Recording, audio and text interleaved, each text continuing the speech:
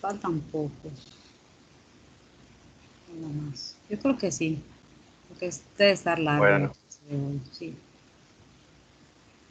bueno, comenzamos entonces. Les voy a hablar de las crisis convulsivas. Primero puse dos definiciones. La primera es de la Liga Internacional contra las Epilepsias y lo define como cualquier tipo de crisis generalizada o focal con sintomatología motora clónica, tónica o mioclónica, y no necesariamente van a ser epilépticas.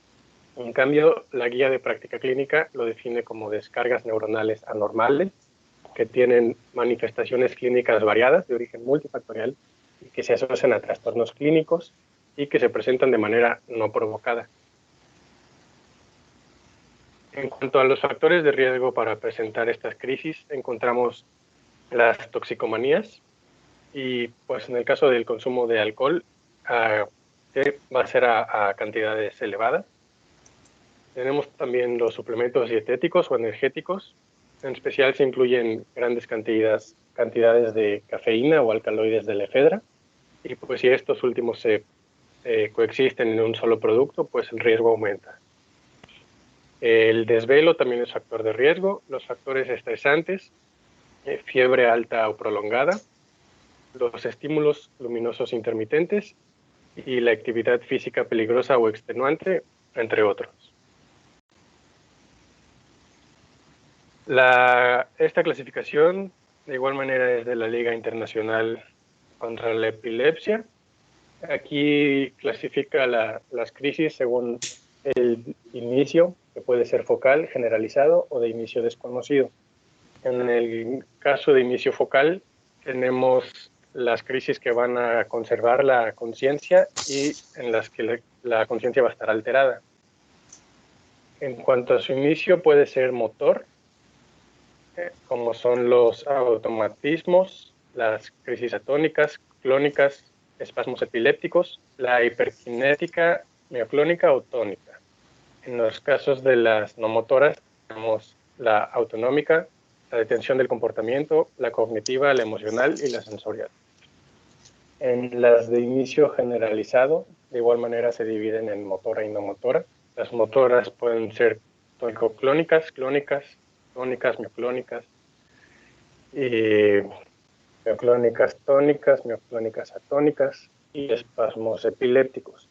En las no motoras tenemos las crisis de ausencia, las típicas y atípicas, mioclónicas y mioclónicas palpebrales.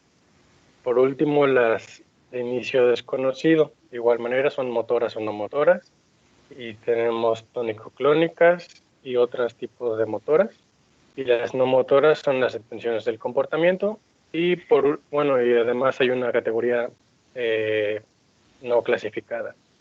Del lado derecho tenemos una tabla según los rangos de edad, cuál puede ser la causa de las crisis convulsivas.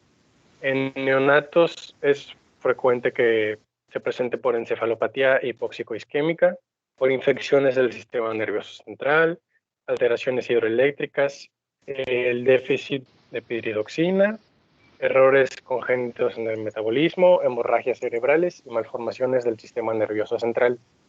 En lactantes y niños un poco mayores ya juega un papel más importante las convulsiones febriles, infecciones sistémicas y del sistema nervioso central, también alteraciones hidroeléctricas, intoxicaciones y epilepsia. Y en los grupos de mayor edad, como los adolescentes, puede ser por supresión o niveles sanguíneos bajos de anticonvulsivantes, traumatismos craneales, epilepsia, tumores craneales, y aquí es donde ya entra en juego las toxicomanías. ¿Hasta aquí algo que agregar, doctor?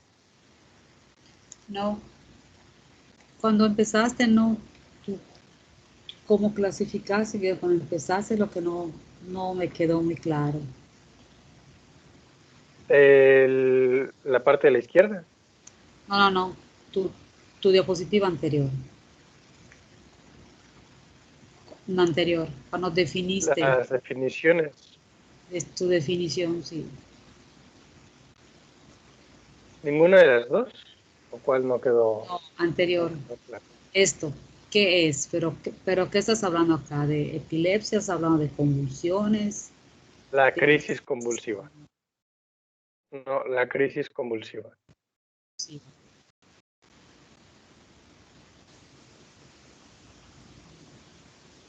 Continúo. Ok. Creo que le faltó a esto poner que es crisis convulsiva, ¿no? Esas son las definiciones que encontré en la guía y en el manual bueno, y en un No, artículo más bien. es también nada más que de decir que es la crisis convulsiva, para que no se Ah, confunda ok, con epilepsia. Todo tu título bien. Ok. ok. Sí, está bien. Bueno, pasamos al diagnóstico.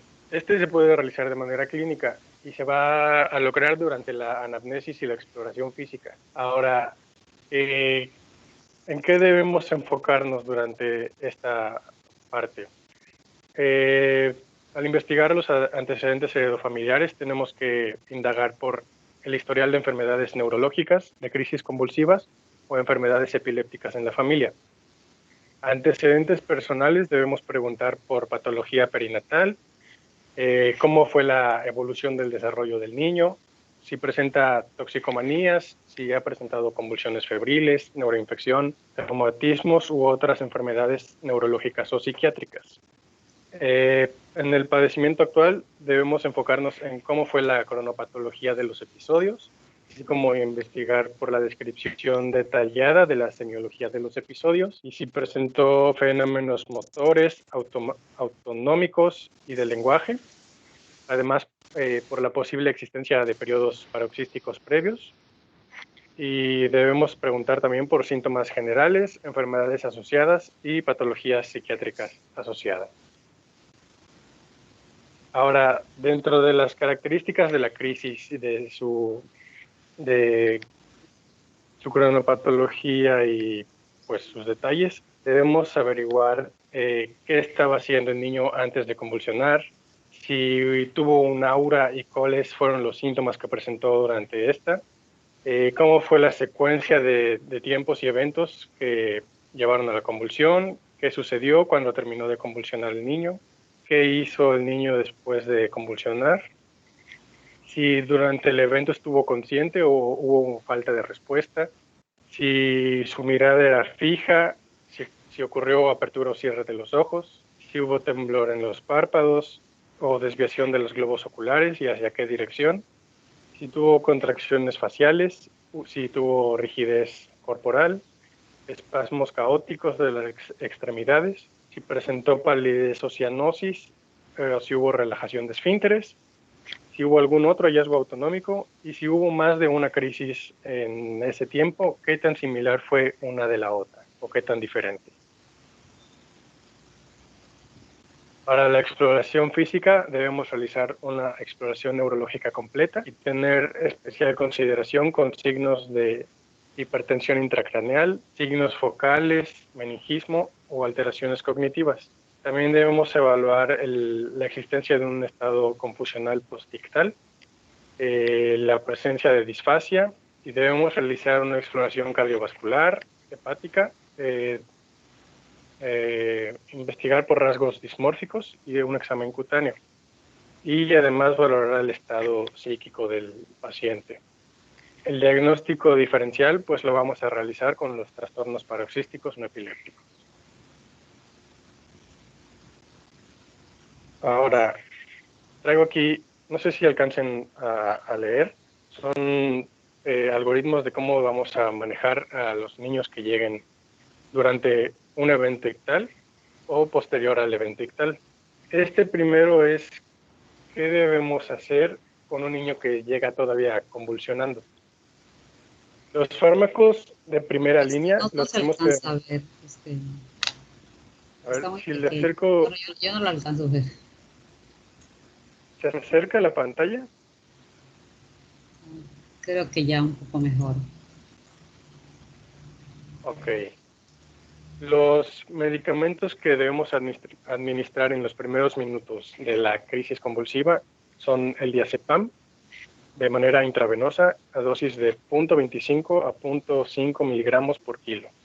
O la alternativa es lorazepam, 0.05 a 0.5 miligramos por kilo.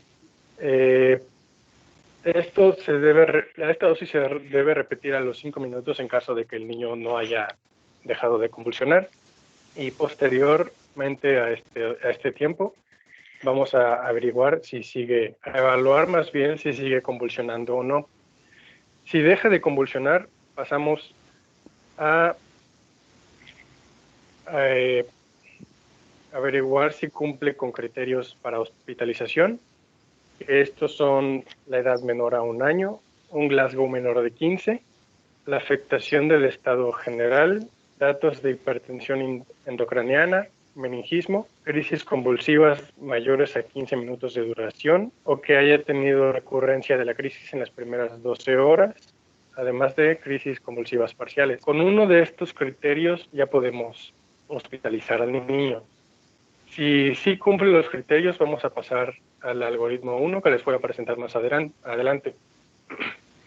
Si no cumple con criterios, vamos a averiguar si cumple con criterios para recibir tratamiento de mantenimiento.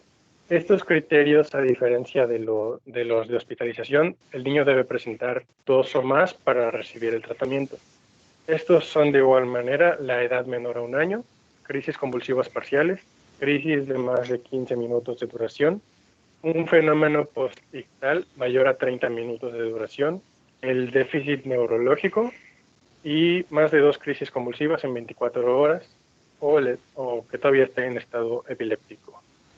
Si cumple los criterios, el medicamento que se utiliza como mantenimiento es el valproato de magnesio. Entonces, se le indica al paciente y se da de alta y se envía a valoración integral por un neurólogo pediatra.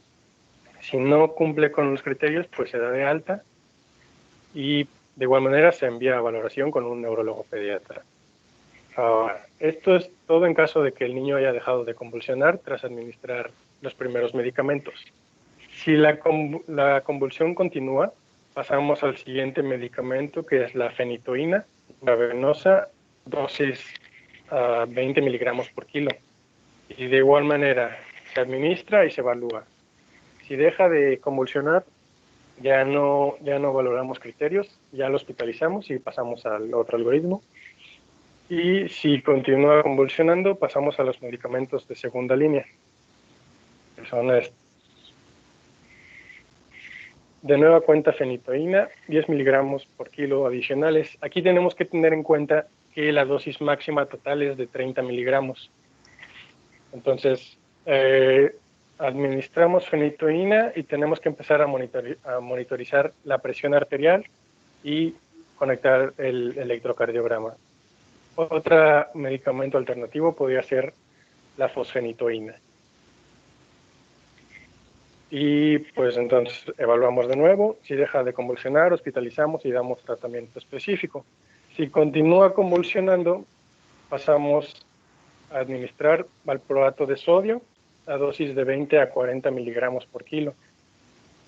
De manera intravenosa, la alternativa es valproato de magnesio por vía rectal, 20 miligramos por kilo.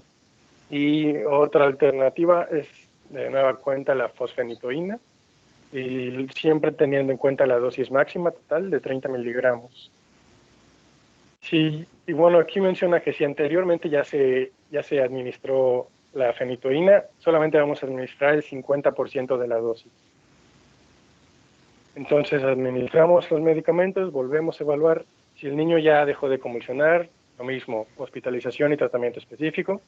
Y si continúa convulsionando, pasamos a la siguiente línea de medicamentos. En este caso es el fenobarbital, de manera intravenosa, a dosis de 15 a 20 miligramos por kilo. Y a esto le vamos a agregar fenobarbital en infusión continua intravenosa, a dosis de 1 a 3 miligramos por kilo por hora. Fenobarbital ya no hay en México, no existe. No hay manera de conseguirlo. Bueno, entonces pasamos a la siguiente opción, que también maneja fenobarbital. Bueno, este es, perdón, este es de la guía de de práctica clínica, no sé en qué año era, 2010 me parece. No sé entonces cuál serían los medicamentos que se utilicen actualmente, doctora, si nos podría decir. Es que todo depende del caso, no hay una secuencia así como la tienes, nada más al principio sí. Si quieres volver el primer cuadrito que tienes, donde tienes diazepam,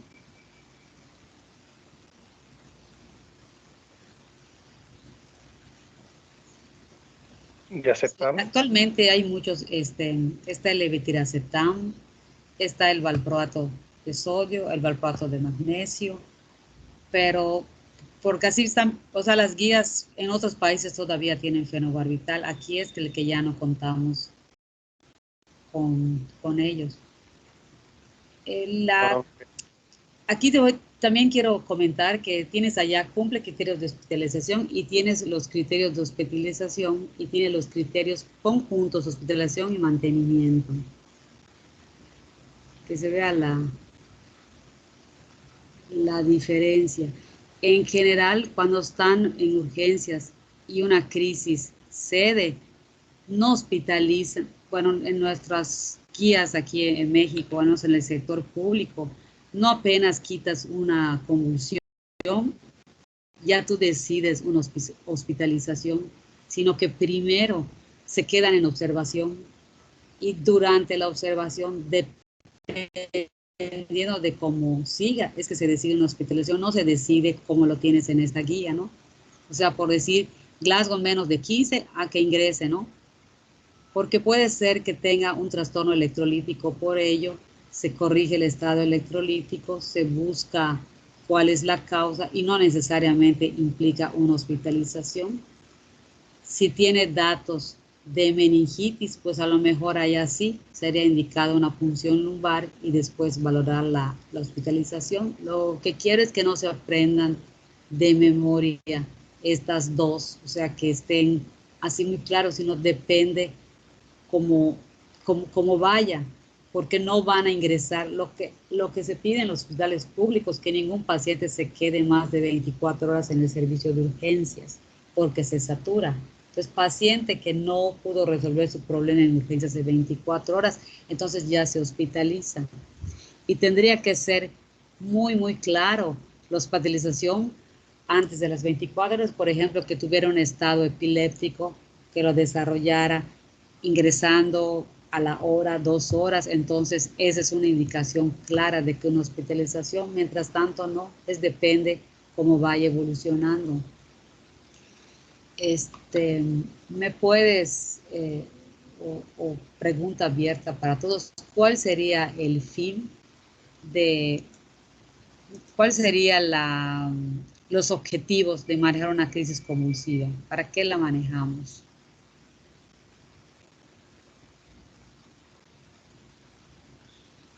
Toda esta observación, toda esta hospitalización, ¿qué fin tiene? Tengo entendido que es para evitar las secuelas neurológicas. Sí, pero, o sea, te llega un niño convulsionando, ¿para qué le pones medicación?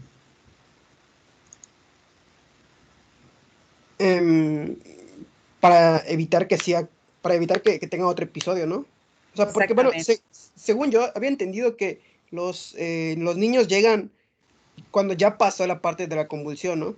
Es muy raro que lleguen cuando están convulsionando. Ajá, pues sí, o sea, sí puede ser, o sea, muchas veces te lo llegan porque ya convulsionó y está en estado posictal o ya está completamente recuperado. Entonces, en ese caso viene primero algunas de las preguntas que pusieron, que ya se comentaron, ¿no? Que cuándo le inició, que qué hacía, para ver si había algo desencadenante o fue espontánea, si tenía fiebre, todo ese tipo de preguntas. Entonces, pero el, o sea, el manejo que se da para, cuando una persona está convulsionando, pues la primera es para yugular la crisis convulsiva, porque mientras más veces convulsiones, se va creando un círculo, una vía de facilitación para más convulsión y podría llegar el momento que se desencadenara un estado epiléptico. O sea, tratamos de evitarla para no facilitar esas descargas que pueden acabar en mayor crisis. Supongamos que el paciente ya llegó, ya no está convulsionando, pues entonces lo que tenemos que hacer es prevenir que vuelva a convulsionar, y por eso va todo el interrogatorio para ver si hay alguna causa. Por ejemplo, en el caso de la fiebre, pues está muy fácil. Si no tiene fiebre, pues no va a convulsionar. ¿Y cómo voy a prevenir la recurrencia? Pues bajando la fiebre y manejando la fiebre para que no regrese. Pero no siempre es así. Si fuera un trastorno electrolítico, pues entonces se corrige, ¿no? Si es una infección y se diagnostica, pues se inicia antibióticos, se ve que no haya otras causas, que no esté además, que no solo meningitis, sino que ya esté en sepsis. Entonces, primero es terminar el evento, prevenir que recurra, manejar la causa que lo precipitó, o sea, porque está esto que estoy diciendo, que sería el tercero, ¿no? Y evitar complicaciones, que se recupere en lo mejor posible. Cuando estamos ante una primera crisis, pues no sabemos cuál va a ser su pronóstico. Ahora hay que estudiarlo, hay que hacer el electroencefalograma. Algunos casos, me imagino que aquí la debes tener porque tienen las presentaciones, cuáles son las indicaciones de paso a neurología desde la primera convulsión y cuáles no, para evitar en lo posible que no tenga déficit neurológico importante.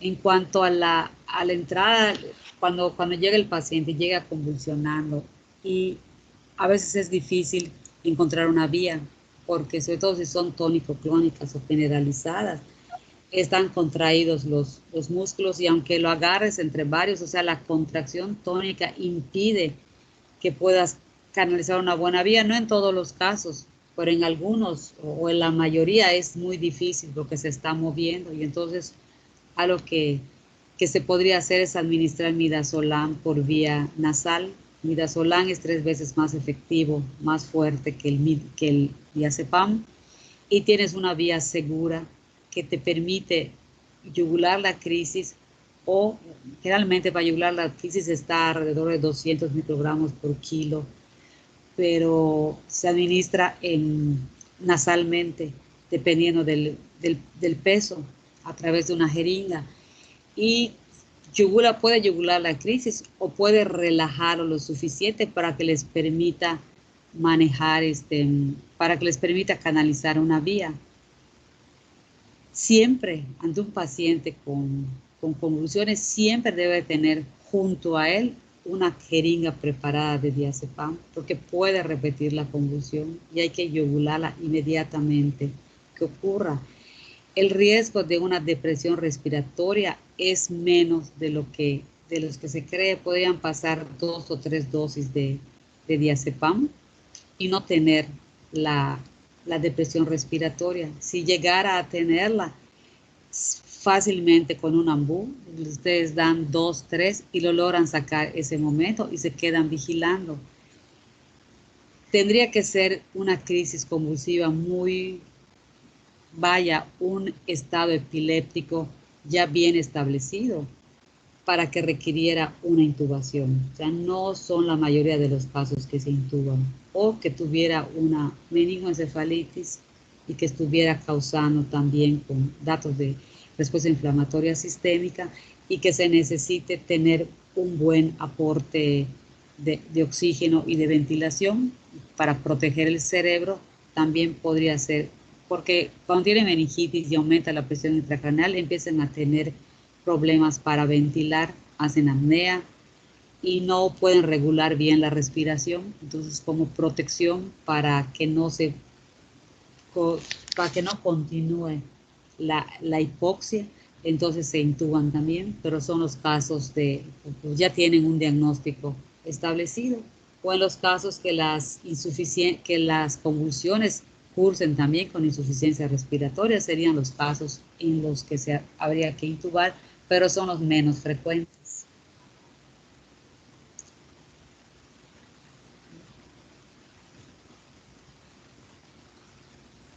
Si no tienen preguntas, podemos continuar.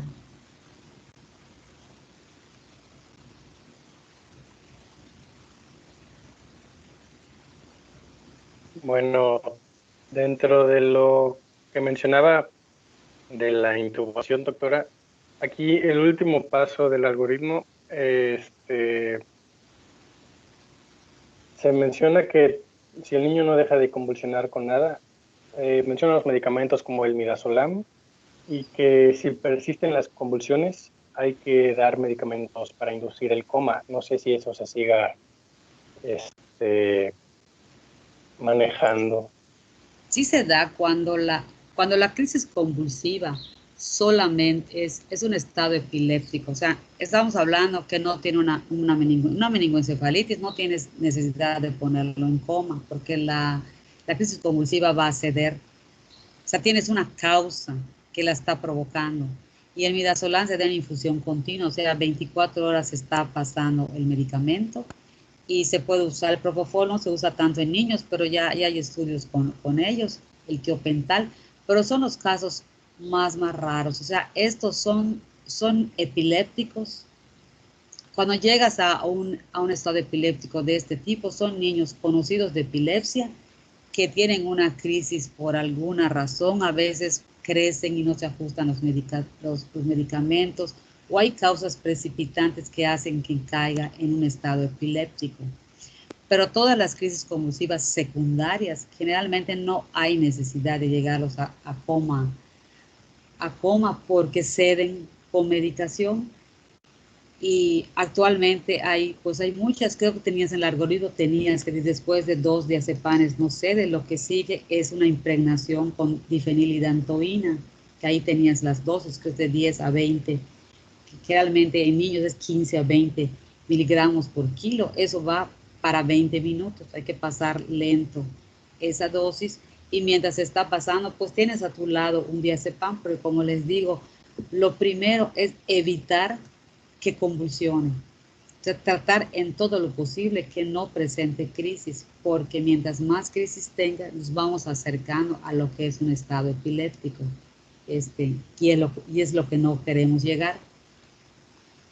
Y cada crisis es daño neurológico también, inflamación cerebral y muchas crisis. Un estado persistente de crisis epilépticas provocan edema cerebral también, la descarga paroxística provoca edema cerebral también y empeoramiento de las condiciones del paciente. De entrada, lo que tenemos nosotros en urgencias, de entrada, la primera línea es diazepam, midazolam y DFH. Y después, si las cosas continúan, pues tenemos, pues dependiendo del tipo dependiendo del tipo de crisis que se tenga, pues están, les digo, el topiramato, el levetiracetam, el valproato, pero cuando llegan a ese punto, ya generalmente ya tienen el apoyo de neurología o ver qué se puede hacer. Hay muchos antiepilépticos en el mercado ahora, o sea que el fenobarbital pues sí se extrañó cuando se fue, porque era un arma de primera, que se usaba para todos en recién nacidos, en prematuros, era una buena arma para las crisis convulsivas, pero pues desafortunadamente dejó de existir y ya no hay manera de conseguirlo.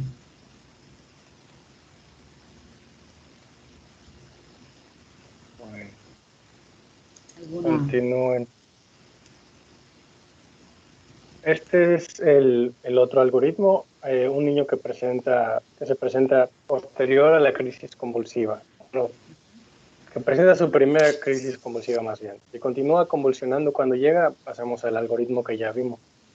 Si no está convulsionando, hacemos lo mismo, evaluar criterios de hospitalización y evaluar criterios de mantenimiento.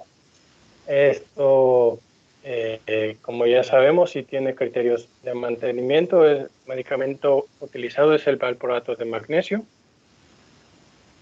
y pues envío a neurólogo pediatra. Si se va a hospitalizar, si tiene los criterios para hospitalización, y evaluamos si tiene criterios de crisis convulsiva parcial sin comorbilidades agregadas. Si no hay comorbilidades, realizamos estudios de laboratorio y de gabinete según la patología que sospechemos que es la desencadenante y damos tratamiento específico. En caso contrario, vamos a solicitar electroencefalograma y resonancia magnética o tomografía de cráneo. Si encontramos alteraciones en los estudios, vamos a enviar a valoración integral por neurología pediatra y dar tratamiento específico para la patología que hayamos encontrado. Entonces vamos a repasar. Ya déjame ver uno porque no sé si vas muy rápido. Como estás hablando y no sé en qué parte estás, me pierdo viendo lo otro y no logro seguirte completamente. Entonces tienes un niño que acude por primera crisis convulsiva. Continúa convulsionando, cumple criterios de hospitalización y dice criterio de crisis convulsivas parciales sin comorbilidades agregadas. ¿Cómo sería ese caso? ¿Cuáles serían las comorbilidades o qué es lo que me Ajá. pregunta, doctora? O sea, cumple criterios para hospitalización. ¿Como cuáles? ¿Lo Los tienes allá? criterios de hospitalización son los mismos que el del algoritmo pasado y están aquí arriba. Ajá, sí, ya los tienes aquí al lado, pero te digo, aquí los tienes. Ahora, sin comorbilidades agregadas.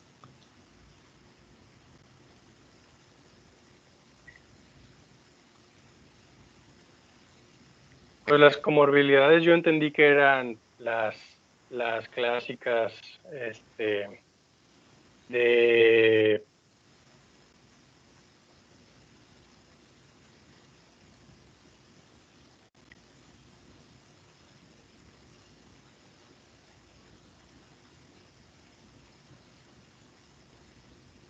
estoy buscando el documento, pero no encuentro esa parte.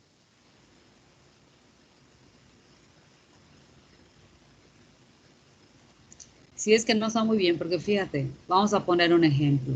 Criterio de crisis convulsivas parciales sin comorbilidades agregadas. Que tengas un paciente con un Glasgow menor de 15 y un lactante con Glasgow menor de 15 y menor de 12 meses. Vamos a poner 8 meses con un Glasgow menor de 15.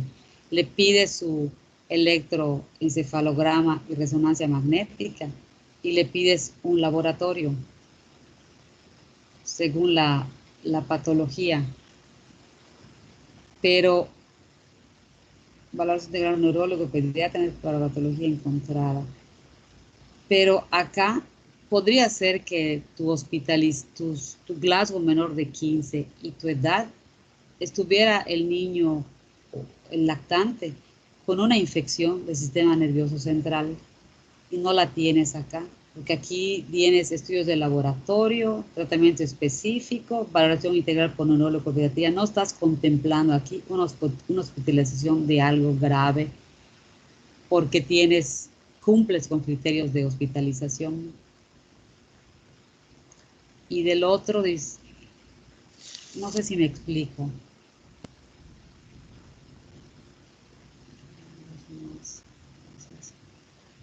¿Cuál es el algoritmo 2? El que ya vimos, doctora, el que dividí en 3 partes. Ajá. Algoritmo 1, dice.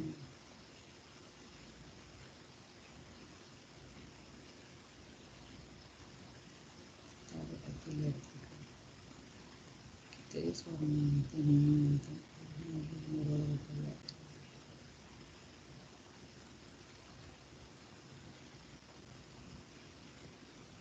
¿Criterios para hospitalización? No. ¿Criterios para mantenimiento? No.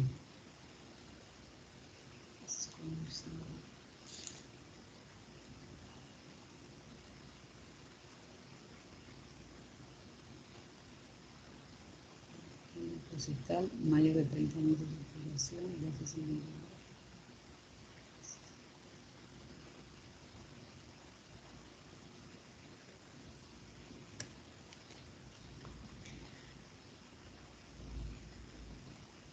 Yo creo que lo podemos hacer más fácil. Cualquier crisis convulsiva afebril en pediatría es indicación para que lo vea un neurólogo.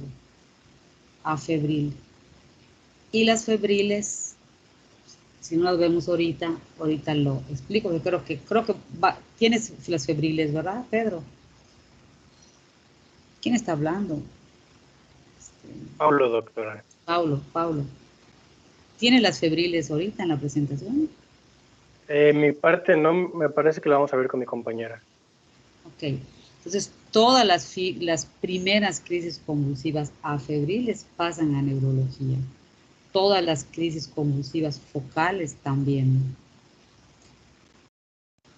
Bueno, están incluidas dentro de esto, ¿no? Para que no se estén confundiendo. Los niños conocidos epilépticos que llegan a un servicio de urgencias, como les dije, llegan porque o tuvieron un evento que hizo que el medicamento no llegara a las dosis de siempre. Por ejemplo, un niño que tuviera diarrea y que fuera un epiléptico y toma el medicamento y el tránsito intestinal está incrementado, pues elimina el medicamento y después de 2 días así puede presentar una crisis convulsiva.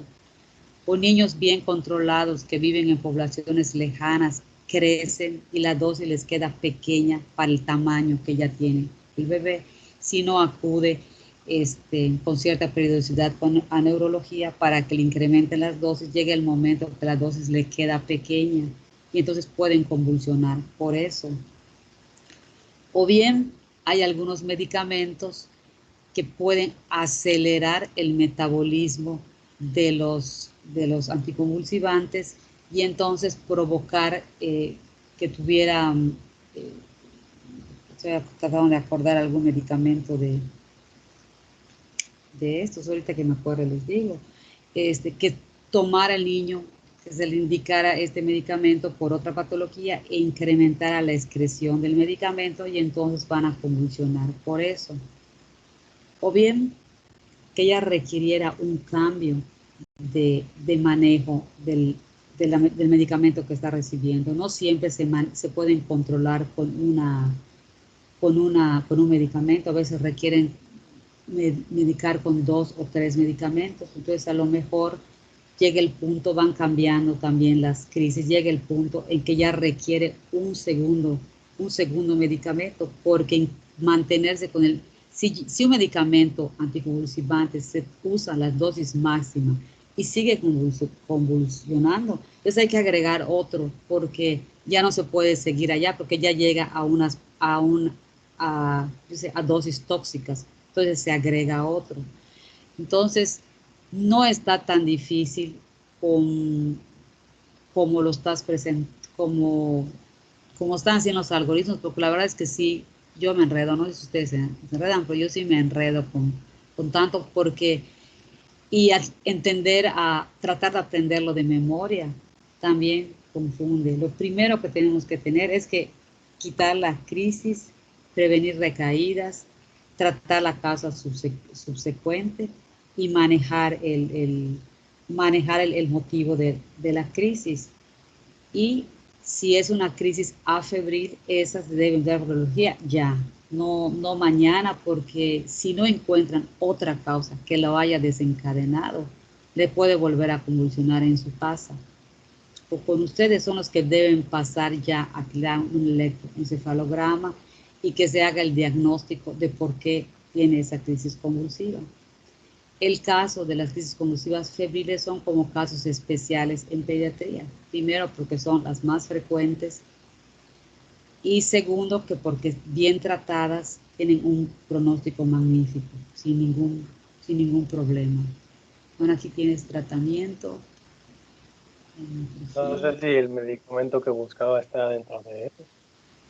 Sí. La lomotrigina se ha tenido mal, creo que en pediatría ya la están usando muy poco.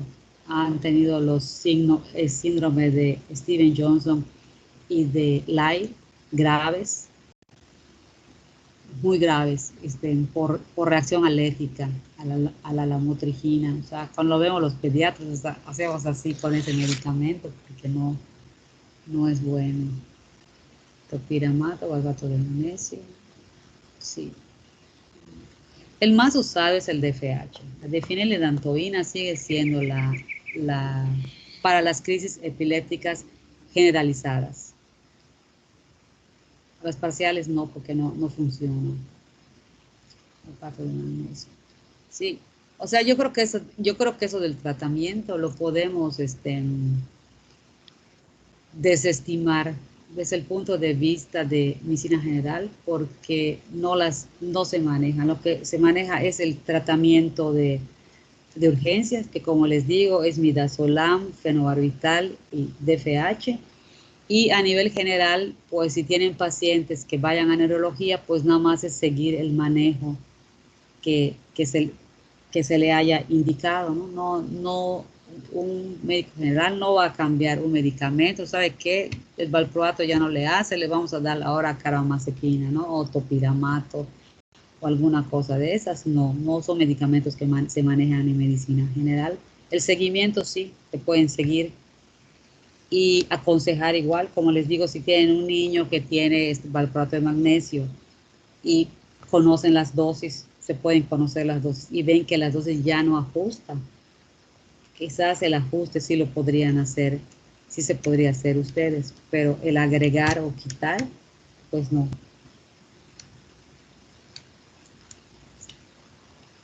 Correcto. ¿Mm? Pues entonces, por mi parte sería todo. Las preguntas las pusimos al final de la siguiente presentación. Entonces, dejo que continúe mi compañera. Ok.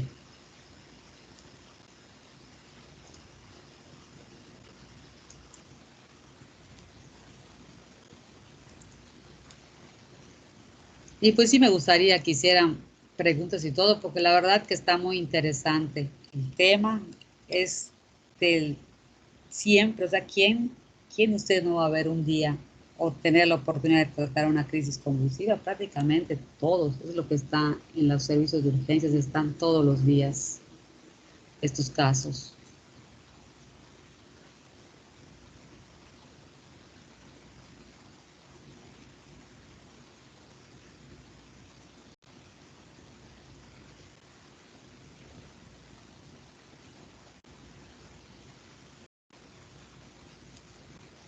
Buenas tardes. Bueno, buenos días. Buenos días. Pues yo voy a continuar con las crisis convulsivas. ¿Se ve la presentación? Sí, se ve bien. Bueno, primero pues les voy a mencionar los síndromes convulsivos más frecuentes y después ya les voy a hablar sobre los trastornos paroxísticos no epilépticos. Entre los síndromes convulsivos más frecuentes tenemos primero el síndrome de Ohtahara, que se trata de una encefalopatía de inicio temprano. Vemos que se manifiesta como en los primeros 3 meses de vida. Se caracteriza por convulsiones intratables y está asociado a retraso en el desarrollo motor y cognitivo. El cuadro clínico cursa con dificultad respiratoria, apnea, hipotonía. Y en el electroencefalograma vamos a ver patrones de paroxismo y supresión. Es de muy mal pronóstico y pueden morir en un corto tiempo. Y pueden desarrollar síndrome de West. A continuación, perdón, ¿qué? Marina, ¿cuál es la diferencia entre una epilepsia y los síndromes convulsivos o epilépticos? Pues los síndromes convulsivos ya es un conjunto de signos y síntomas que engloban convulsiones y pueden también tener convulsiones epilépticas, por lo que entendí. Pero ¿cómo lo podemos diferenciar de otros? O sea, ¿por qué los engloban en síndromes? ¿Por qué no son simplemente epilepsia? Pues porque ya es un trastorno más completo y se tiene que tratar de forma específica y afecta igual distintas partes del cerebro. Yo creo que con el electroencefalograma, como identificar cuál es el foco y qué tipo de patrón está presentando, es como mejor se puede guiar. Sí, pero específicamente son cuadros que son un síndrome.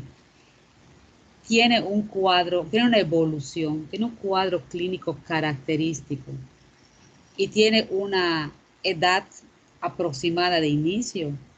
Tiene un pronóstico, para pronóstico principalmente, que el pronóstico de un paciente por ejemplo, del síndrome de West no es lo mismo que el pronóstico de una epilepsia mioclónica benigna. Entonces, para eso se engloban los síndromes, para pronóstico, para tratamiento y para ver la evolución. O sea, cuando tienes pronóstico, sabes la evolución más o menos en qué edad se inicia. Esa es la diferencia, acá tener crisis, cierto tipo de crisis que no sabes qué evolución va a tener o cómo vino, que no están incluidas dentro de un síndrome, que son simplemente epilepsia. Ok, muchas gracias, doctora. Pues primero para el síndrome de Ohtahara, pues les puse un video en donde no sé si se cambió la diapositiva y se está Sí, se cambió. reproduciendo. Sí.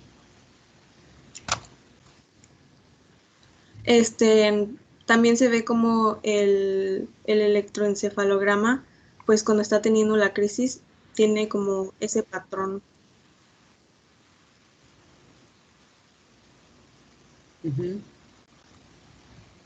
Luego, bueno, tenemos el síndrome de West, que se da muy frecuentemente en lactantes. Inicia en torno a los 5 meses de vida, es sintomático criptogénico y se caracteriza principalmente en una tríada. Esta tríada consta de espasmos infantiles que son generalmente en tronco, cuello y extremidades, de forma simétrica en ambos lados del cuerpo. También cuenta con retraso psicomotor, incluso perdiendo habilidades ya adquiridas. Y un patrón electroencefalográfico que es característico, que presentan un patrón ipsarrítmico. Un patrón ipsarrítmico. Este patrón es un registro de continuas descargas de gran amplitud y no tienen sincronización y pues se dan en ambos lados del cerebro. En esta diapositiva vemos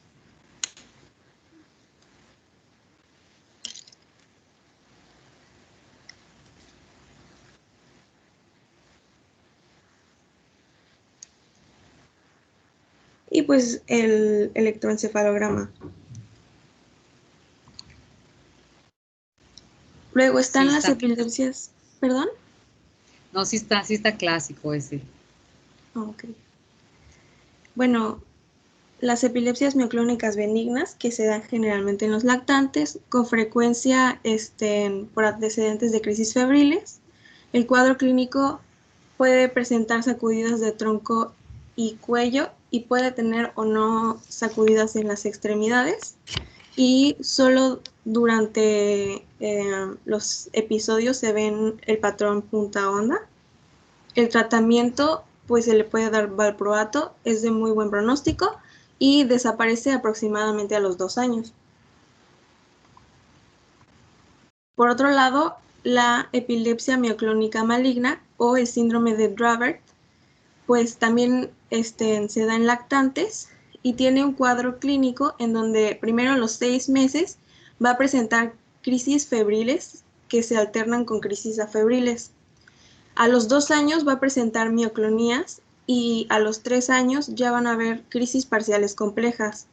En el electroencefalograma vamos a verlo normal hasta los 2 años cuando ya aparecen en patrón punta de onda. Y es de muy mal pronóstico y de deterioro lento.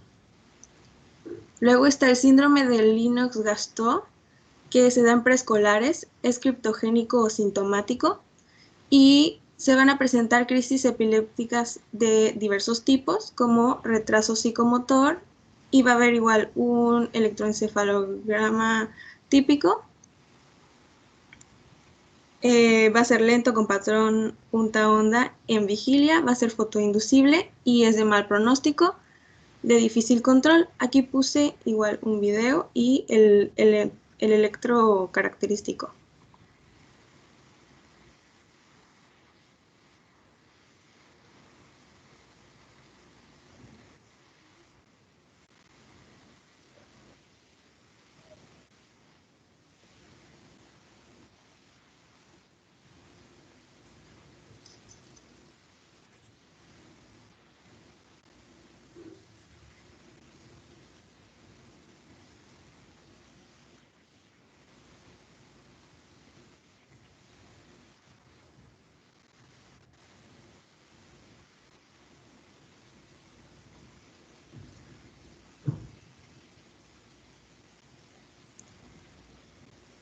Después tenemos la epilepsia mioclónica juvenil o el síndrome de Jans, que se da alrededor de los 10 años. Aparecen las convulsiones a despertar. Son mioclonías en miembros superiores con proyección de objetos. El electroencefalograma va a mostrar un patrón punta onda, inducible con la luz, y de tratamiento se puede dar valproato. Y por último, tenemos la epilepsia rolándica, que es el síndrome epiléptico más común durante la infancia. Se da entre los 2 y 14 años más o menos, con un promedio de los 10 años de edad, y en los varones es más frecuente. Aparece en las primeras horas de sueño o al despertar. Se dan crisis parciales con manifestaciones motoras como mioclonías faciales o de miembros. Pueden haber igual manifestaciones sensitivas como parestesia de lengua y encías, y autonómicas como salivación, dificultad para hablar y tragar. Y pues el electroencefalograma va a mostrar en la región rolándica las puntas, van a haber puntas o puntas onda con actividad de fondo normal. Se va a dar carbamazepina, es de buen pronóstico y tienden a desaparecer en la adolescencia. Y a continuación se ve el video.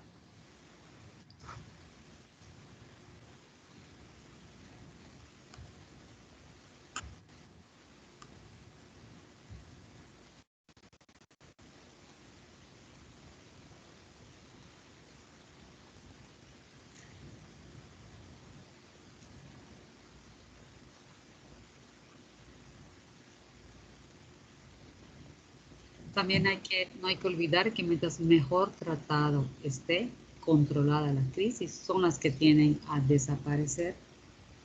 Si mientras más frecuente, menos control se tenga de esto, pues persiste durante más tiempo. Pero aquellos que están bien medicados y que tienen buen apego al tratamiento, son los que llegan a desaparecer. Muchas gracias, doctora. Pues ya pasando a los trastornos paroxísticos no epilépticos, pues estos van a ser episodios de aparición brusca, también es de aparición brusca e inesperada. La diferencia es que van a tener recuperación espontánea a la normalidad y pues pueden aparecer a cualquier edad, pero son más frecuentes en la edad pediátrica. Es muy fácil confundir una crisis epiléptica con un trastorno paroxístico no epiléptico. Entonces, para evitar la confusión, es muy importante, como en todo, hacer una anamnesis detallada y pues también menciona que es muy útil hoy en día que los padres graben a los niños teniendo los episodios para nosotros poder pues ver la crisis en el momento. Y bueno, se pueden clasificar de acuerdo a la edad de presentación y las manifestaciones clínicas. Se puede manifestar como alteración de la conciencia, movimientos anómalos, alteración del tono, alteración de la movilidad ocular, síntomas sensoriales autonómicos o psíquico-conductuales y pueden ser percibidos o no por el paciente. Y pues es muy importante identificar estas, ya que pues por una mala interpretación podríamos darle un tratamiento equivocado a alguien que no lo amerita.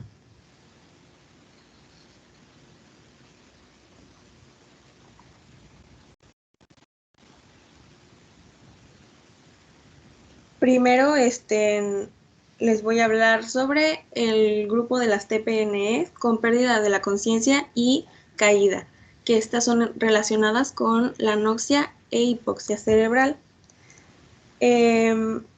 Estas tienen un elemento en común que es un factor desencadenante, algo que las precipita y nos va a servir para poder orientar el tipo de trastorno que presenta el paciente.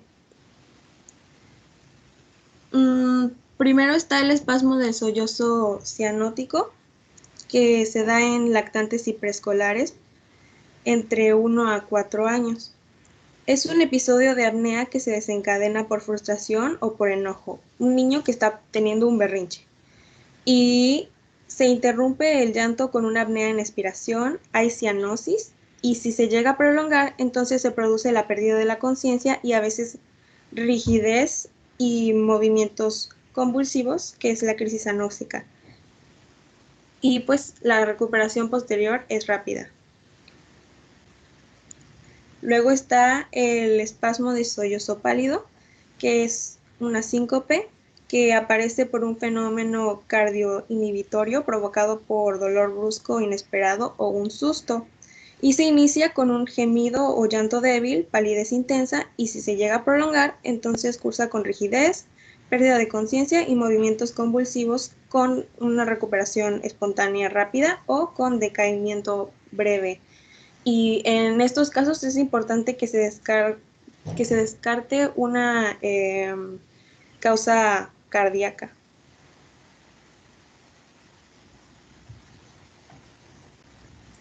Continuando con el mismo grupo, tenemos las síncopes neurogénicas o vasovagales.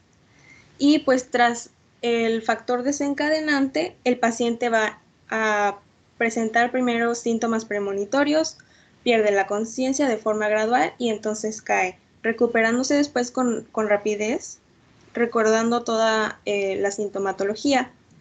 Y si la duración de la hipoxia es mayor a 15 a 20 segundos, entonces puede haber hipertonía o sacudidas clónicas, pérdida de control de esfínteres, mordedura de la lengua y una recuperación más lenta. La clave es identificar la situación ambiental del paciente y los síntomas premonitorios también. Y aquí les puse como el ejemplo clásico del niño que está en honores a la bandera. Pues en la situación ambiental, quizás ayuno, el calor.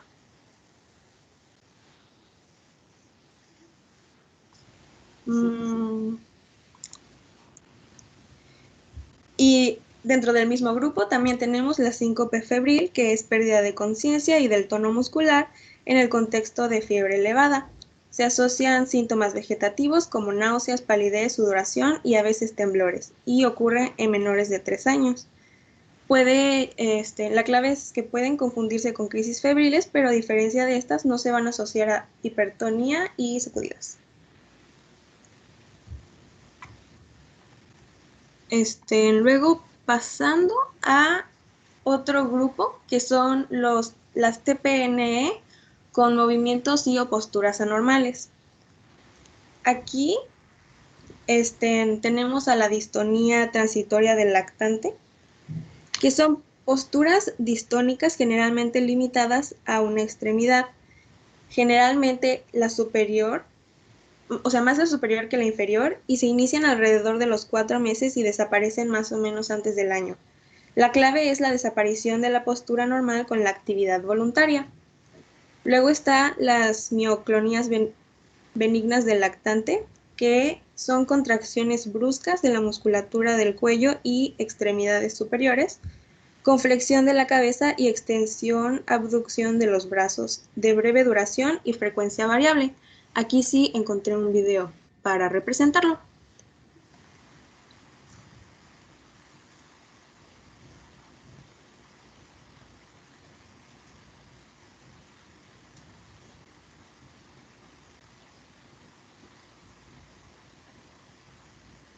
Pues se ve claramente la flexión de la cabeza. Luego tenemos el síndrome de Sandifer, que pues son posturas distónicas de hiperextensión o flexión lateral de la cabeza, irritabilidad y a veces opistótonos, que duran minutos y generalmente está relacionado con la ingesta de alimentos. Esto se asocia a reflujo gastroesofágico.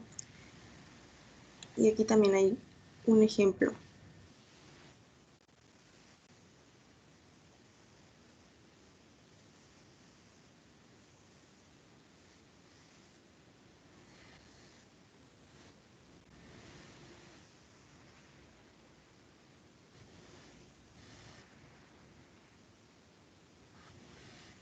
Se ve como arqueada la espalda. Porque cuando vimos reflujo, creo que pusieron una foto así de un niño que estaba acostado, como el que parecido a este que tienes aquí en blanco y negro. Ah, pues el niño en blanco y negro se supone que es la tortícolis paroxística benigna. Ajá, pero esa posición hace el síndrome de Sandifer también cuando están acostados. Ah, ok. No justamente así, pero esa es la forma en que inclinan el cuello sobre la espalda para tratar de compensar un poco el reflujo. Ah, ya. Bueno, Aquí, aquí se ve, aquí por ejemplo los brazos como están, si no son de Sandifer, porque los brazos aquí se ve que están como tónicos en tu foto, ¿no? Tendría los brazos más relajados y solamente sería la posición de la espalda respecto a la cabeza. ok, gracias, doctora. Bueno, entonces la tortícolis paroxística benigna, pues son episodios recurrentes de inclinación lateral de la cabeza con o sin rotación no dolorosa, de duración variable desde minutos hasta horas o varios días, y suelen iniciarse al despertar, puede asociarse vómitos, irritabilidad o ataxia con nivel de conciencia normal.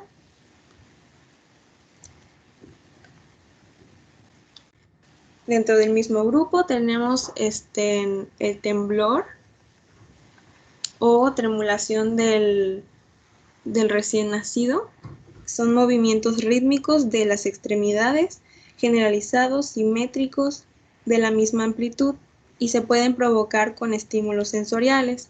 La clave aquí es que se inhiben con la flexión suave de la extremidad o con la contención, o sea que se cargue el bebito. Y con frecuencia en prono o en el automatismo de succión y no producen síntomas vegetativos ni cambios de coloración. Luego está la hiperexplexia, que son reacciones de sobresalto exageradas y sostenidas en respuesta a estímulos inesperados e imposibilidad para movimientos voluntarios. Puede asociar apnea, cianosis y muerte súbita.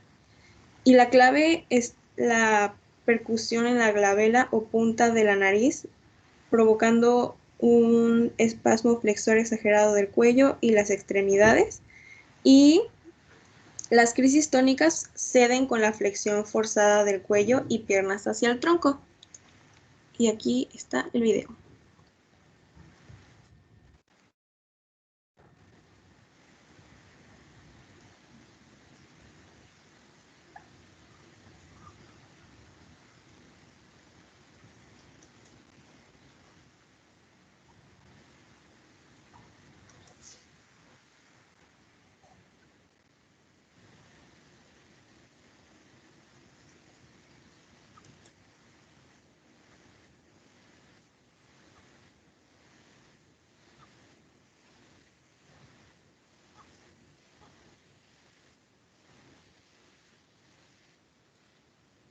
Ahí se ve como cuando lo flexiona la mamá, pues se detiene.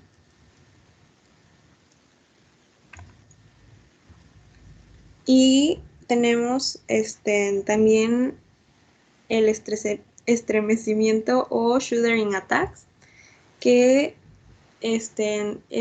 inicia en lactantes y niños pequeños. Son episodios de detención de actividad breve, seguido de temblores de cabeza y hombros. Son similares a un escalofrío y pueden acompañarse de mueca facial. Se presentan en accesos breves y frecuentes y a lo largo del día en situaciones emocionales como alegría, frustración o rabia. Y aquí está el ejemplo.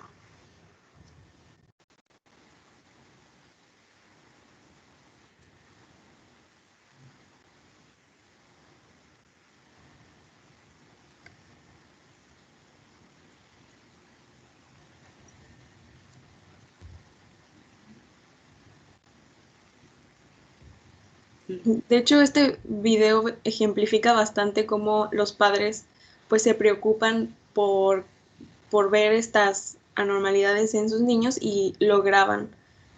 De hecho, se escucha como dicen, ¿lo grabaste o algo así? Entonces Sí. es muy frecuente que eso pase en la consulta. Y que a veces es lo mejor que lo graben, porque a veces no lo pueden describir. Y si tienen la grabación, es lo ideal. Sí.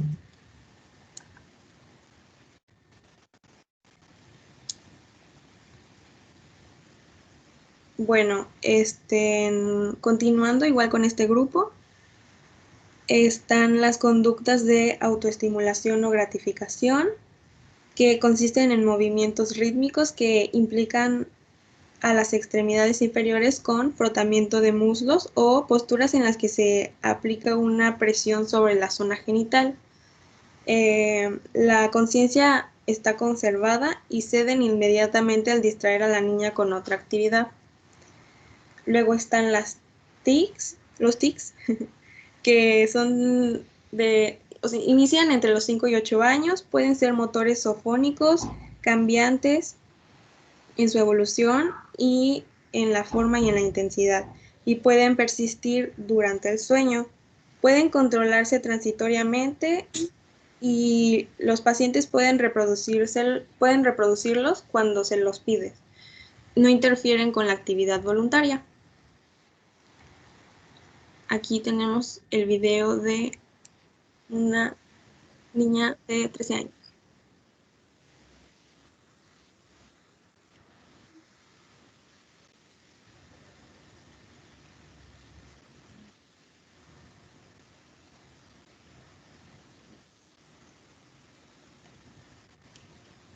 Luego están las estereotipias, que son movimientos repetitivos rítmicos sin propósito, como puede ser un aleteo de manos o el balanceo. Y estas ceden al distraer al niño. A diferencia de los tics, no son cambiantes en el tiempo y el niño no suele ser consciente de que está haciendo esto.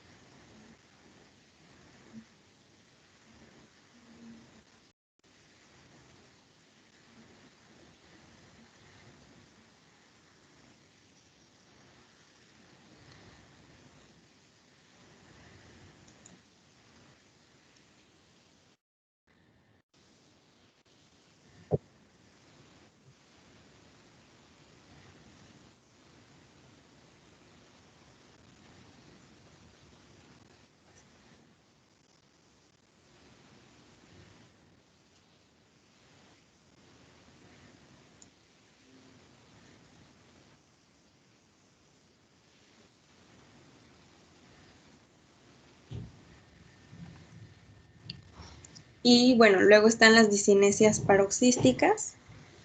La más frecuente es la cinesigénica. Y son episodios bruscos de distonía desencadenada por el inicio de un movimiento, como al levantarse tras estar sentado mucho tiempo. Estas duran segundos o minutos y pueden ser muy frecuentes, y su relación con el movimiento es muy sugestivo. Aquí está el video.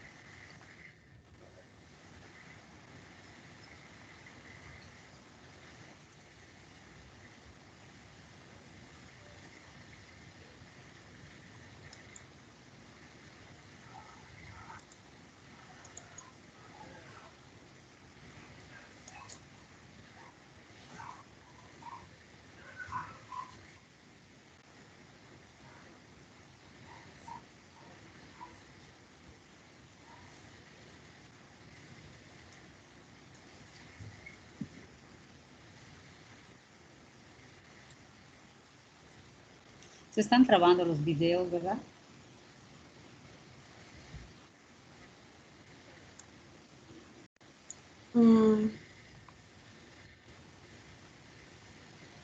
Porque parece que algunos de tus compañeros no nos están viendo bien. Aquí en mi computadora como que se traban. ¿Cómo lo tienes en la tuya?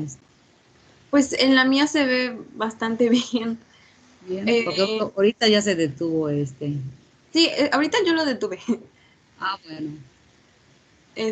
Pero pues se los voy a subir al Teams y así los pueden ver con más calma bien. En cada uno de los videos dice cuál es, para que Ok, las vean. para que se ubiquen. Ujú. Ujú.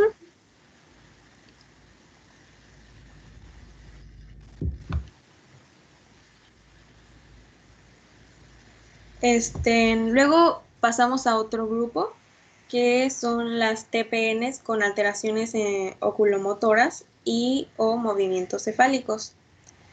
Tenemos primero el Spasmus nutans, que es de inicio en el primer año de vida, con una triada característica. Hay nistagmo, movimientos de cabeceo y tortícolis de presentación intermitente.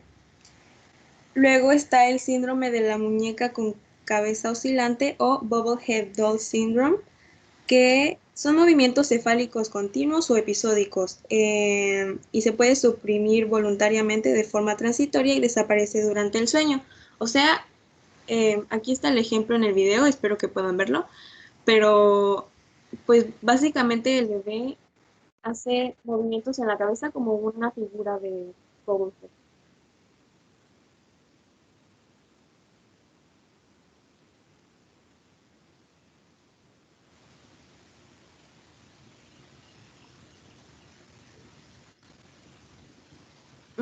Luego está la desviación tónica paroxística de la mirada hacia abajo.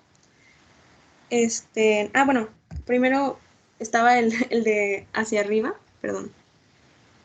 Es el mismo, pero con la mirada hacia arriba, ¿no? Episodios de desviación paroxística de la mirada hacia arriba, con flexión de la cabeza y nistagmo vertical, de segundos a horas de duración, y pueden acompañarse de ataxia, y el nivel de conciencia es normal, su inicio es precoz, y bueno, el otro, con la diferencia de que la mirada es hacia abajo, igual es nistagmo vertical, compensador de duración variable, no se altera la conciencia ni están irritables y aparecen en las primeras semanas y meses de vida.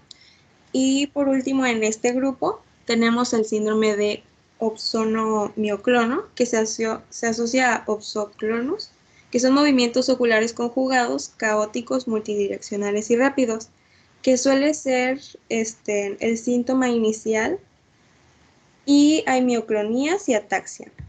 Y puede ser la manifestación de un síndrome paraneoplásico, como un neuroblastoma, que es el caso del niño del video que ahorita les reproduzco, o también puede ser parainfeccioso, que en ese caso tendría un mejor pronóstico.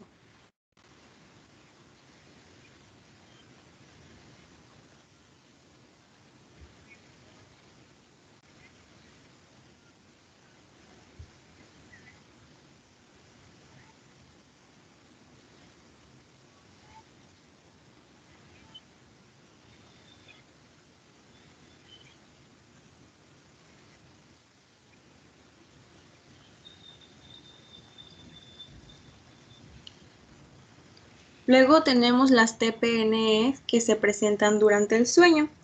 Está el mioclono benigno neonatal del sueño, que se caracteriza por sacudidas breves y rápidas de las extremidades, sobre todo las distales, es arrítmica, focal y o generalizada, y pueden aparecer exclusivamente durante el sueño. Pueden ser muy frecuentes y prolongarse durante horas. Y aquí está el video.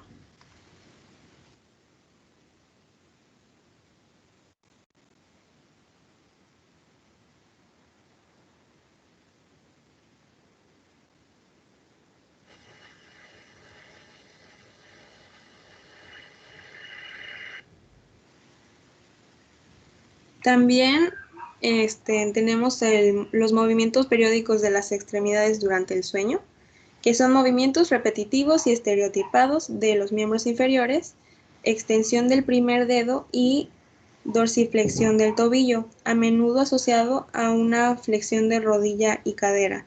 Son unilaterales o bilaterales y se presentan en intervalos de 20 a 40 segundos al inicio del sueño. Y luego tenemos los terrores nocturnos. ¿Puedes regresar a eso? Sí. O sea, el primero es el mioclono benigno neonatal del sueño, que es menos frecuente que el movimiento periódico, ¿no? Es como que el de abajo es como que se sobresalta nada más cuando está durmiendo, ¿no? Pero el otro, el que mostraste ahorita en el video, si lo quieres volver a poner. Si yo en un video así,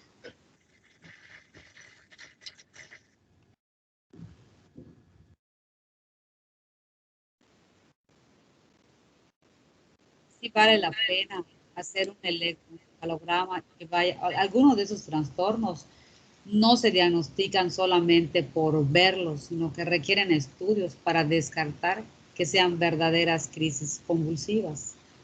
O sea que no está tan fácil.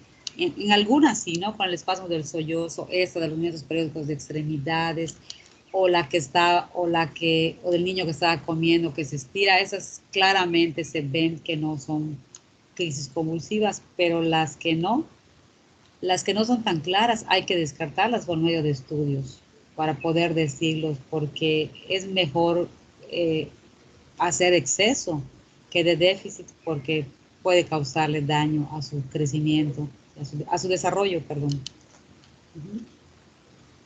Gracias, doctora. Luego están, continuando con los trastornos que se presentan durante el sueño, están los terrores nocturnos, que suceden de forma repentina. El niño se sienta en la cama con gritos de terror e importante activación autonómica. Los ojos están abiertos, hay midriasis, taquicardia, taquipnea, sudoración profusa, hipertonía muscular, y durante los episodios, pues los niños parecen que están despiertos, pero en realidad no responden de manera despierta al paciente, y hay que tener mucho cuidado con los pacientes. Ajá. Los padres deben de tener mucha paciencia con ellos, porque tienen que calmarlos lentamente, porque si no pueden lesionarse fácilmente o salir corriendo o algo así. Y bueno, luego están las arritmias motoras del sueño, que aparecen en la transición de la vigilia al sueño y en el sueño superficial. Consisten en movimientos repetitivos estereotipados, rítmicos, a 1 por segundo, como golpear la cabeza contra la cuna, balanceo de cabeza anteroposterior lateral o de todo el cuerpo con el niño a 4 patas. Y igual, se tiene que tener mucho cuidado con el niño, calmarlo lentamente, porque pues aquí ya se está lesionando, ya está golpeando su cabeza contra la cuna prácticamente, contra cualquier objeto que tenga cerca.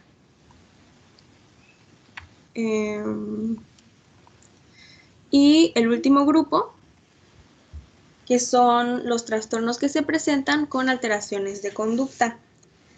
Aquí vamos a encontrar las crisis de pánico, es un estado de ansiedad fóbica, de aparición brusca, asociado a hiperventilación, taquicardia, opresión torácica, disnea, sudoración y temblores.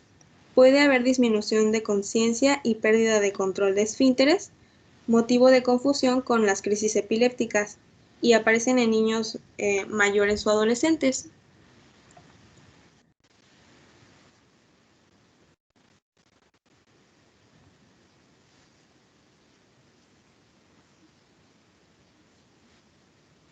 Ahí solo es una representación, ¿no? No encontré algún video que pudiera representar alguna de esas tres más que esa, ¿no? Y bueno, también está las crisis de... ¿Qué pasó? Si ve, le pone la bolsa porque en las crisis de pánico en que hiperventilan hace hipocapnia. Y la hipocapnia es lo que hace que que puedan perder la conciencia y caen, o sea, se acuestan y los movimientos esos que está haciendo el muchacho semejan a una crisis convulsiva. La primera vez que le pasa a alguien una crisis de pánico, pues sí se confunde, pero después se descarta con estudios. Y si se maneja, o sea, o sea, la persona que padece eso, pues ya sabe que lo tiene y que no, o sea, sus familiares que ya lo conocen. Creo que es este caso, ¿no? Porque la muchacha tenía la bolsa de papel para evitar en lo posible la hipocapnia, que respirara lo mismo que está haciendo para que no fuera más grave. Pero la primera vez que presenta sí semeja muchísimo una crisis convulsiva. Gracias, doctora. Pues, en las crisis de hiperventilación psicógena, pues van a estar las respiraciones rápidas e irregulares, con la sensación de falta de aire, dolor precordial, palpitaciones, mareos, y se sigue de parestesias en manos, obnubilación y tetanio. Y todo esto es como a consecuencia de la hiperventilación con hipocapnia, como dice la doctora, alcalosis e hipocalcemia secundarias. Y por último están las pseudocrisis o crisis psicógenas. Cuando imitan la epilepsia, los movimientos son rítmicos pero asíncronos entre ambos semicuerpos, con movimientos pélvicos frecuentes, a veces muy teatrales, ojos cerrados con fuerza, se aceleran y enlentecen de manera repetitiva. Ocurren de día y en presencia de testigos. No se autolesionan y suelen ser muy difíciles de diferenciar de una crisis epiléptica. Y pues es todo. Ya van a seguir las preguntas. No sé si quiere añadir algo más, doctora. Pues, o sea, dice difícil de diferenciar a la vista, ¿no? Pero con un electro se hace la diferencia perfectamente. La de arriba, la de crisis hiperventilación psicógena, es como salen en las películas o en las telenovelas, ¿no? Reciben un impacto y la persona hasta busca dónde sentarse, ¿no? Porque como que le va a dar su ataque y se empieza así, porque recibe una impresión. Entonces hasta se acomoda dónde se va a sentar porque no se va a caer, ¿no? Entonces es semejante a esta de crisis de hiperventilación psicógena. Es fácil de distinguir de una real, de una convulsión. Pues bueno, ya terminando, pasando a las preguntas, tanto de mi compañero como mías. El que quiera participar puede hablar libremente. Se consideran factores de riesgo para presentar una crisis convulsiva. Sería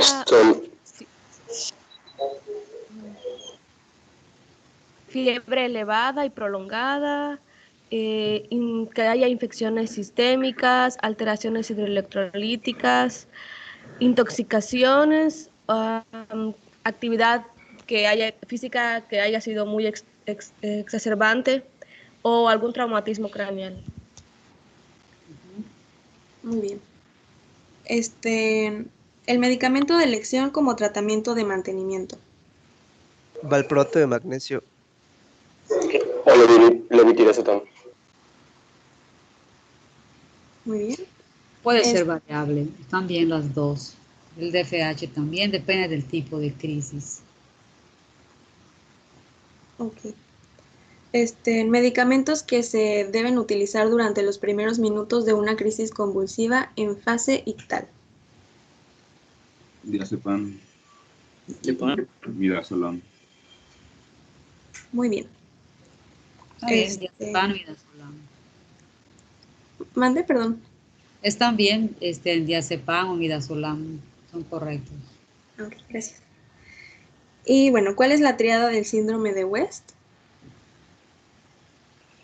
Son SPAC, retraso psicomotor, y el electroencefalograma característico que eran ipsarritmias, que eran ondas lentas mixtas. Sí, muy bien.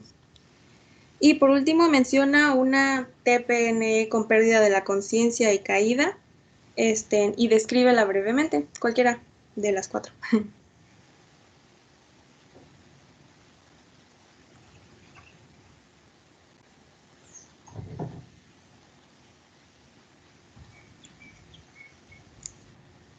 ¿Alguien?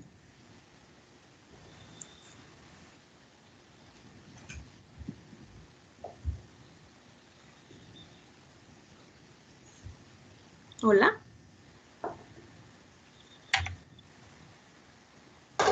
Pues podemos poner, por ejemplo, el síncope vasovagal, Ajá, en sí, muy el bien. cual el síncope vasovagal pues, se caracteriza por un estímulo vasovagal que hace que la persona brevemente se desmaye, bueno, el niño se tira al piso y queda así como inconsciente durante unos segundos hasta que recupera a nivel del suelo, se recupera y se reincorpora y ya es como que, güey, ¿qué pasó? Pero pues no hay en estas pues convulsiones porque es un trastorno paroxístico no epiléptico y pues no sé qué más. Sí, sí, muy bien. Solo está bien. Solamente pues ya si llegara a pasar la hipoxia más de 15 a 20 segundos, pues ya entonces se verían más como lo que se confundiría con las convulsiones, ¿no? Con una crisis. Ok, gracias. Y ya, es todo. Sí, yo creo que faltó crisis febril, no la cubrieron. Ah, Hablaron de... Lo de, doctora, Sí, lo de la crisis febril me parece que lo englobaba dentro de mi tema, porque pues sí se menciona que como factor de riesgo está lo de la fiebre elevada, pero específicamente sí no lo mencioné.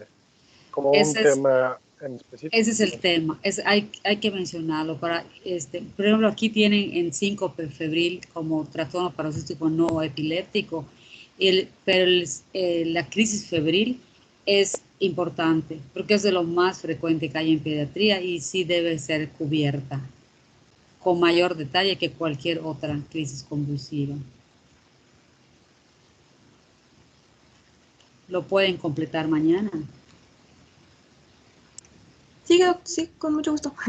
La dificultad que estoy viendo es que, porque mañana también teníamos lo que son las convulsiones, porque es en esta parte que hablaste de las no epilépticas, de los trastornos no epilépticos, pues creo que era el tiempo de las crisis febriles y quedaba esta de no epiléptico para mañana. Pero la crisis febril no creo que nos lleve hora y media, va a ser menos, tal vez sea media hora o un poquito más de media hora. Pero el tema que sigue a esto de crisis convulsivas, que es el de talla baja, es un tema largo. No creo que se acabe talla baja y síndrome febril en una clase. Y evolución prolongada igual. Quizás el más corto de las que siguen sea el de las leches. Los que van a preparar leches la podrían tener para mañana.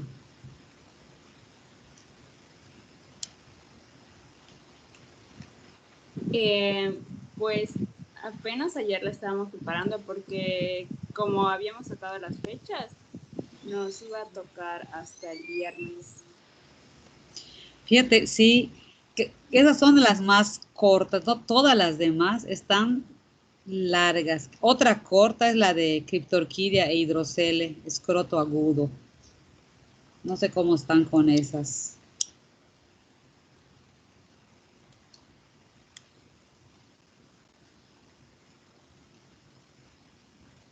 Creo que está más atrasada. Criptorquidia es el tema 23, es de los Sí, últimos, todavía no es, sé. No. es de los últimos, sí. Pero son los que no son muy largos. Porque, por ejemplo, el de SIDA puede ser corto, ¿no? Pero está un poco más atrás también. El de SIDA, pues, porque hay muchas cosas que no se maneja por medicina general, entonces se puede acortar un poco, pero queda un poco más lejos. No sé si los de SIDA ya tienen su presentación o cómo vamos. No, doctora, aún no está lista la presentación. Ahí está. Porque la que le sigue, la del glomerulonefritis síndrome nefrótico, está súper llena. Es un tema largo. Con trabajo alcanzamos terminarlo en hora y media, porque es nefrótico, nefrítico, y está bastante largo. Las artritis igual, las de dolor articular son largas, el síndrome hemorrágico es largo también. La de fiebre la volvimos 2 porque no la terminábamos en una. Y las cardiopatías igual, son largas. Onco. ¿Qué hacemos entonces? Pues lo que podríamos hacer es terminar el síndrome febril y pues iniciar talla baja, donde lleguemos, aunque lo veamos en 2 clases talla baja, si los de talla baja ya están, porque es el tema que seguía.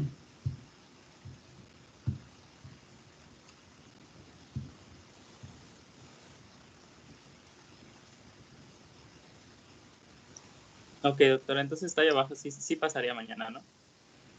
Sí, pero posiblemente no se terminara. Ok. Yo diría leches, O sea, porque la leche sí seguro, la de leche seguro la terminamos en el tiempo que nos quede. Pero pues tampoco quiero, pues que eso fue de última hora. En realidad estamos ganando como una clase, porque